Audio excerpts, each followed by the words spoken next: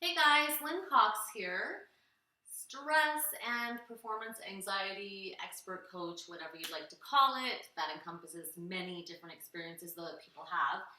So I'm talking to you from my living room here because I just need a little bit of space. It's a funny thing. So I've been in martial arts, kung fu training. I think I'm coming on 10 years now. But anyway, I was training with my group yesterday, with the group that I train with. I also do privates and also work with people privately in a teaching capacity. But anyway, it was a funny thing, and this just reminds me of something. There's two components to this that are so important I want to discuss.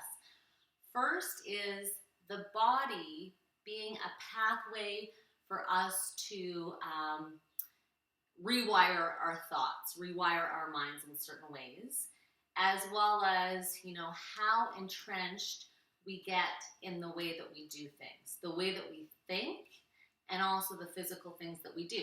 So here's the example. We were doing a drill yesterday. This is part of a form called tiger form, and there's a very particular setup.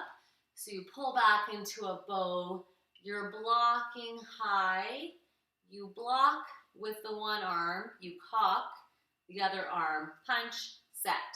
So anyway, we were doing, up and down the studio because repetition is huge with martial arts training. We're really trying to lay down muscle memory so that you would react in a situation if you ever needed to react. So anyway, we're doing this tiger setup. So the way I'm showing you here, it's just something that's very subtle.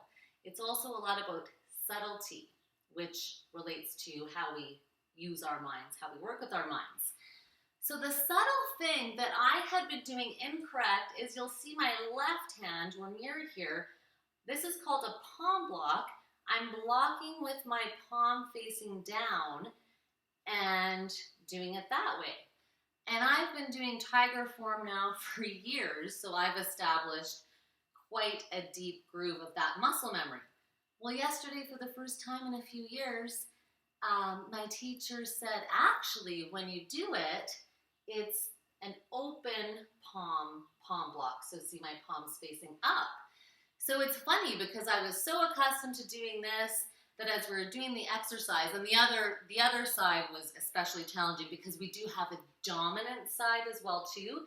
So this side's my non-dominant, so I found it even more difficult. But I've been so accustomed to doing this motion, palm down, palm block with palm down versus with palm up, that it was grooved in there. So this is how this relates to our thoughts. We get deeply held belief systems, deeply grooved in beliefs, ways of behaving, ways of even moving our body.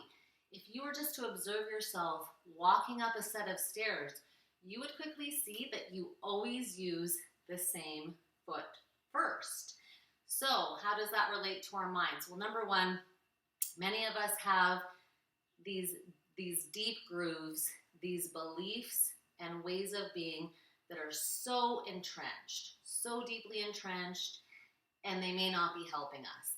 I mean, in the instance of me doing a tiger setup with a palm block, palm open versus down, not a big deal. Not really important for my life. However, my deeply held beliefs, those deep grooves, sometimes let's refer to them as ruts, because often they're not helping us, it's important to be able to shift those around. And so when I was doing this exercise, it felt very, very awkward for me. Particularly on my left-hand side. I'm even still, have to really think about how I'm doing that. But this was just yesterday morning, and I thought to myself, oh, that's funny. I've been doing it this way this whole time. My teacher, he hadn't noticed, and I confirmed, oh, is it an open hand or a palm down, palm up? Okay, well, I guess I'm going to change it. So I practiced while we were training yesterday, and then when I walk my dog Jimmy in the morning, I'm constantly also practicing different kung fu techniques, kicks, fast stepping. So this morning, I thought to myself, I'd like to regroove this to the correct way. So I was practicing the setup, open palm, and would you believe it, it's starting to feel natural. So this is one of the rules of our mind. We can make anything that feels unfamiliar, familiar. So if you've got some deeply held beliefs, some deep ruts that aren't helpful to you, it is possible to shift them. It will take some practice, it will take some repetition, and it will take some identification. I mean, I would have been doing it like this until my dying day had my teacher not pointed it out, and then I asked for clarification. So I had to have the realization first. What was the thing, what was the part of this tiger setup that I wasn't executing correctly? I had to first identify it. Same goes with our beliefs. You need to understand what are the programs, what are the ruts that are keeping you in a particular place. So first, identification, and then you work on unrooting it. So in my case, it was simply a repetitive practice. It was knowing that I could change how I was doing it. I wasn't so attached to, no, I want to do it this way. No, I'm going to change it to the correct way. So it's some repetition and some practice. And then, lo and behold, I can already tell it's becoming natural for me. So becoming familiar for me now to change the way I'm setting up in Tiger. So you can make unfamiliar beliefs as well as unfamiliar habits familiar, but you do need to have the identification of what they are, the decision to make a change, and then to do some repetition and practice. The other thing I want to talk about is Marissa Peer, my teacher, she calls this neurobics, and there's tons of research out there as well too. So like I was saying, if you notice how you start up a flight of steps, probably same foot always, use your other leg to start walking. Use your non-dominant hand. So I do this all the time. I use my left hand, non-dominant, to brush my teeth.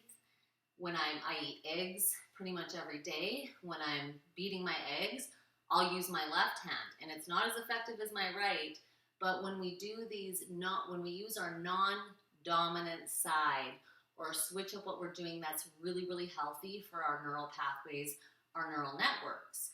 So in terms of beliefs and these deep grooves, what we're after from the perspective of performance and high performance, as well as alleviating stress, we want to become more agile, not so deeply grooved in.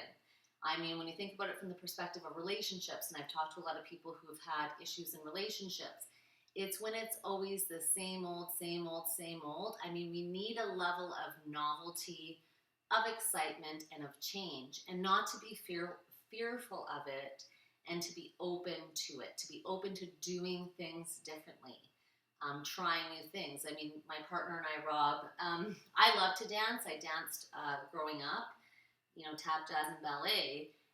He never danced. He's quite athletic. He was serious into hockey and such, but we've started to do dancing together. It was totally new to him. He felt uncomfortable, and we absolutely love it and loved it. And it's great for the mind too, because it's sequencing, it's moving your body in different ways. It's helping you remain agile physically, but also mentally agile. So just some thoughts to think about, maybe what ruts you've got in there. Look at what you're doing physically and just try to change things up. Use your non-dominant side. Start the stairs with a different foot. And have the idea that you can make changes. That change is exciting, not scary. It's exciting. It's good. It's keeping you nimble. It's keeping you agile. And those are my thoughts for the day. Have a wonderful day.